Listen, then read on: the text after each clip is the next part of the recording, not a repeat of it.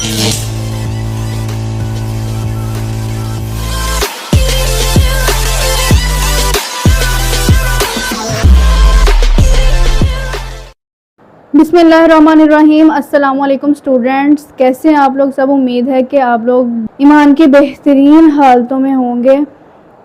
तो बच्चों, आज जो है हम स्टार्ट करने जा रहे हैं अपनी सेकंड डोमेन।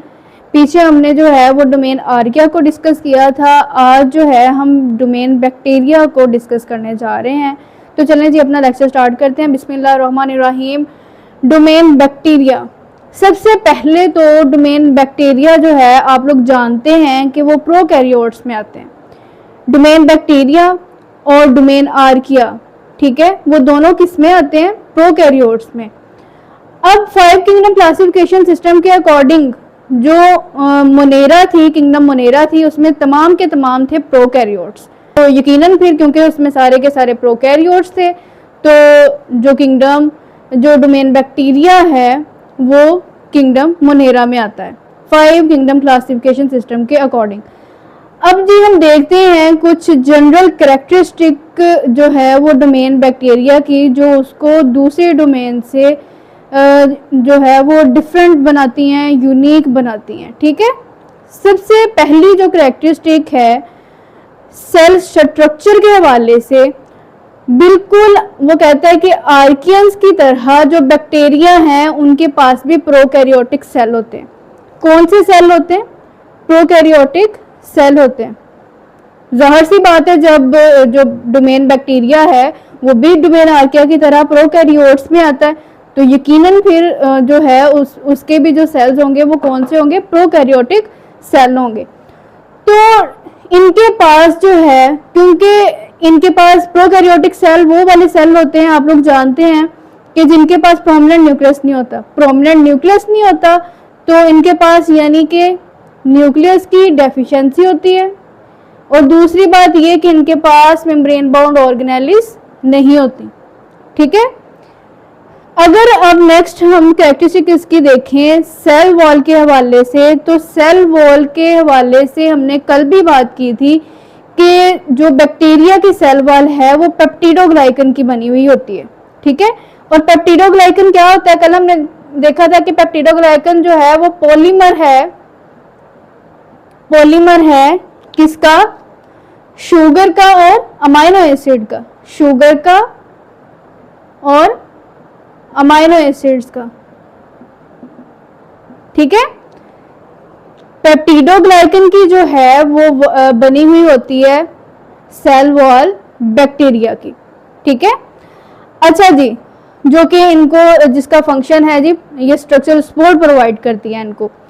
अब थर्ड पे हमारे पास इसकी कैरेक्टरिस्टिक आती है जेनेटिक मटेरियल। अगर जेनेटिक मटेरियल की हम बात करें तो बैक्टीरिया के पास जो है वो सिंगल सर्कुलर क्रोमोसोम होता है।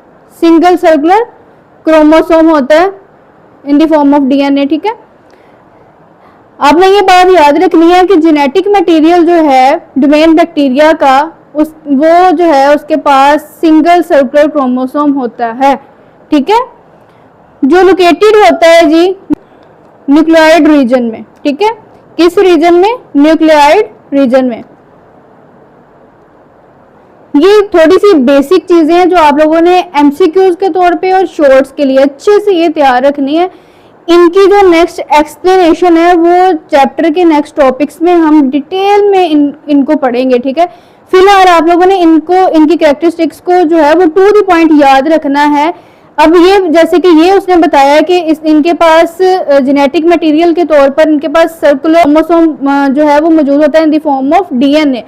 अब ये जो सर्कुलर क्रोमोसोम है ये बैक्टीरिया में न्यूक्लियोइड रीजन में प्रेजेंट होता है। बैक्टीरिया के अंदर जो है एक ऐसा रीजन मौजूद है जिसका नाम है न्यूक्लियोइड रीजन, तो उसमें जो है ये प्रेजेंट होता है सर्कुलर क्रोमोसोम।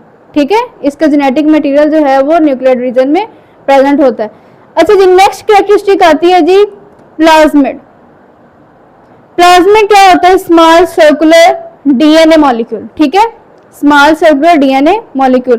अब प्लाज्मिड को जो है वो ट्रांसफर करने के लिए भी यूज किया जाता है बैक्टीरिया टू बैक्टीरिया, ठीक है, उनकी नस्ल बढ़ाने के लिए, एडिंग इन जेनेटिक डाइवर्सिटी, उनकी जो है जेनेटिक डाइवर्सिटी को बढ़ाने के लिए, ठीक है, उनकी यानी कि उनकी नस्ल को बढ़ाने के लिए जो है वो प्लाज्मिड को ट्रांसफर किया जाता है बैक्टीरिया टू बैक्टीरिया, ठीक है। अगली कैरेक्टरिस्टिक आती है जी रिप्रोडक्शन। रिप्रोडक्शन की अगर हम बात करें तो बैक्टीरिया, डोमेन बैक्टीरिया में जो है वो रिप्रोडक्शन हमेशा जो है एसेक्सुअल होती है, ठीक है। बैक्टीरिया में जो है जो वो रिप्रोड्यूस करते हैं बैक्टीरिया हमेशा एसेक्सुअली करते हैं, और एसेक्सुअली किस प्रोसीजर के जरिए प्रोड्यूस करते हैं, वो प्रोसीजर हमारे पास है बाइनरी फिशन। बाइनरी फिशन की बात हमने पिछले लेक्चर में भी की थी डिटेल में कि बाइनरी फिशन क्या होता है, सिंगल सेल जो है वो डिवाइड हो जाता है टू डॉटर सेल्स में, टू आइडेंटिकल डॉटर सेल्स में, ठीक है, बिल्कुल सेम डॉटर सेल, जैसा कि ये पेरेंट सेल है, ठीक है, ये सिंगल सेल है और ये डिवाइड हो जाता है टू आइडेंटिकल डॉटर सेल्स में, इस तरह से। इसको क्या कहते हैं, बाइनरी फिशन। अच्छा जी, नेक्स्ट कैरेक्टरिस्टिक हमारे पास आती है न्यूट्रिशनल मोड। अब बैक्टीरियंस का जो न्यूट्रिशनल मोड है वो किस तरह का होता है। अब न्यूट्रिशनल मोड के हवाले से जो बैक्टीरियाज हैं वो ऑटोट्रोफ्स भी होते हैं और हीटरोट्रोफ्स भी होते हैं। आप लोगों ने ये बात याद रखनी है कि बैक्टीरिया जो है न्यूट्रिशनल मोड के हवाले से ऑटोट्रोफ्स भी होते हैं और हीटरोट्रोफ्स भी होते हैं। ऑटोट्रोफ्स की अगर हम बात करें तो ऐसे बैक्टीरियाज जो सेल्फ फीडिंग होते हैं, जो अपनी जो फूड है वो खुद तैयार कर सकते हैं, ठीक है, वो किसी पे डिपेंड नहीं करते, वो अपनी खुराक क्या करते हैं, खुद तैयार करते हैं। ऐसे बैक्टीरिया को जो है वो फोटोसिंथेटिक बैक्टीरिया भी कहा जाता है, ठीक है, क्या कहा जाता है, फोटोसिंथेटिक बैक्टीरिया। और हीटरोट्रोफ्स ऐसे बैक्टीरियाज हैं जो खुद अपनी खुराक तैयार नहीं कर सकते, वो डिपेंड करते हैं दूसरों पे, ठीक है, वो फीड करते हैं ऑर्गेनिक मैटर पे और इसलिए उनको जो है वो डीकंपोजर भी कहा जाता है। डन हो गया। अच्छा जी, नेक्स्ट कैरेक्टरिस्टिक हमारे पास आती है फ्लैजेला, ठीक है, क्या है जी, फ्लैजेला। अब बैक्टीरियंस के पास जो है वो फ्लैजेला मौजूद होते हैं, एक भी हो सकता है, एक से ज्यादा भी हो सकते हैं, ठीक है, इनके पास फ्लैजेला मौजूद होते हैं। वो फ्लैजेला होते क्या है, विप लाइक स्ट्रक्चर। क्या होते हैं जी, विप लाइक स्ट्रक्चर। फ्लैजेला जो है वो विप लाइक स्ट्रक्चर होता है जो हेल्प देते हैं बैक्टीरिया को मूवमेंट में।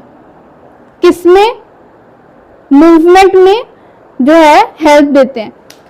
फॉर एग्जांपल सपोज करें कि ये हमारे पास बैक्टीरिया है, ठीक है, इसके पास एक विप लाइक स्ट्रक्चर होता है जो मूवमेंट में इसे मदद देता है, उसे क्या कहते हैं, फ्लैजेला। ये एक भी हो सकता है, एक से ज्यादा भी हो सकते हैं। डन हो गया। अच्छा जी, नेक्स्ट हमारे पास कैरेक्टरिस्टिक्स आती है पिलाई एंड फिम्ब्रियाई। अब ये हेयर लाइक स्ट्रक्चर होते हैं, पिलाई और पिलाई कह लें या फिम्ब्रियाई, ये हेयर लाइक स्ट्रक्चर होते हैं बैक्टीरिया में जो हेल्प देते हैं उसे किसी सरफेस पे अटैच होने के लिए और exchange of genetic material, genetic material को एक्सचेंज करने के लिए और किसी सरफेस पे अटैच होने के लिए, ठीक है। और वो क्या है, पिलाई और फिम्ब्रियाई। ये थोड़ा सा आपको शो करती हूँ, इस तरह से कुछ, ये बैक्टीरिया, ये फ्लैजेला है, छोटे छोटे हेयर लाइक स्ट्रक्चर इसकी बॉडी पे मौजूद होते हैं जिनको क्या कहते हैं, पिलाई या फिम्ब्रियाई, ठीक है।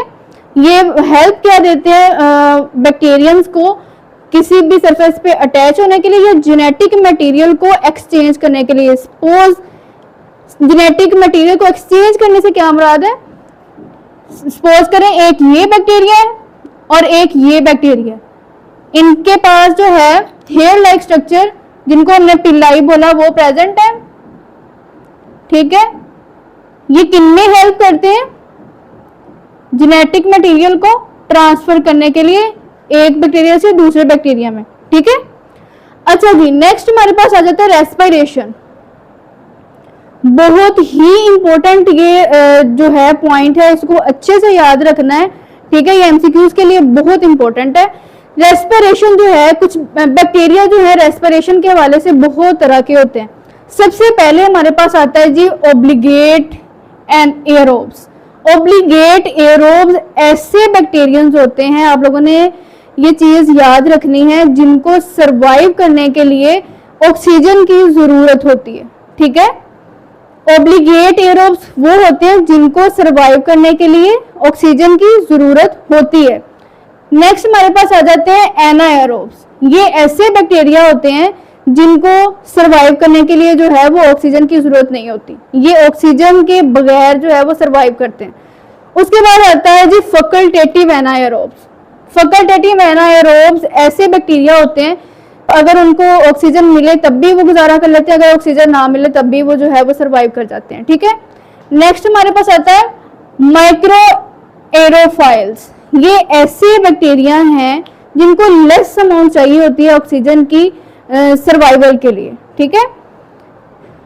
लास्ट हमारे पास है जी एरोटॉलरेंट एनाएरोब्स। ये ऐसे बैक्टीरिया होते हैं जिनको सर्वाइवल के लिए ऑक्सीजन की बिल्कुल जरूरत नहीं होती, बल्कि अगर इनको ऑक्सीजन मिल जाए, ऐसे एरा में चले जाए जहां पे ऑक्सीजन है, तो वो इनके लिए हार्मफुल हो सकती है। डन हो गया। अच्छा जी, नेक्स्ट कैरेक्टरिस्टिक, अच्छा इसका एक पॉइंट रह गया, जो कुछ बैक्टीरिया होते हैं वो अगर ऑक्सीजन मौजूद नहीं है तो वो फर्मेंटेशन का प्रोसेस करते हैं एनर्जी प्रोड्यूस करने के लिए। कौन सा प्रोसेस करते हैं? एनर्जी प्रोड्यूस, फर्मेंटेशन का प्रोसेस करते हैं एनर्जी प्रोड्यूस करने के लिए अगर ऑक्सीजन मौजूद नहीं होती। ओके हो गया।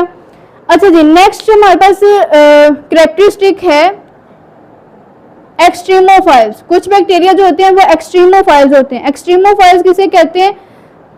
ऐसे बैक्टीरिया जो एक्सट्रीम कंडीशन में जो है वो सरवाइव कर जाते हैं, ठीक है। हाईली एक्सट्रीम कंडीशन में क्या कर जाते हैं?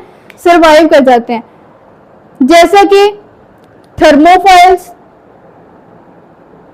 ऐसे बैक्टीरिया जो हाई टेम्परेचर पे जो है वो रहना पसंद करते हैं। सेकंड पे हमारे पास आता है हेलोफाइल्स। ऐसे बैक्टीरिया जो साल्टी इन्वायरमेंट में रहना पसंद करते हैं, जैसे समंदर हो गए, ठीक है, यानी कि साल्टी इन्वायरमेंट में रहना पसंद करते हैं। नेक्स्ट हमारे पास आ जाता है एसिडोफाइल्स। ऐसे बैक्टीरिया जो लो पीएच पे भी जो है वो सरवाइव कर जाते हैं। नेक्स्ट हमारे पास आती है कैरेक्टरिस्टिक पैथोजेनिसिटी।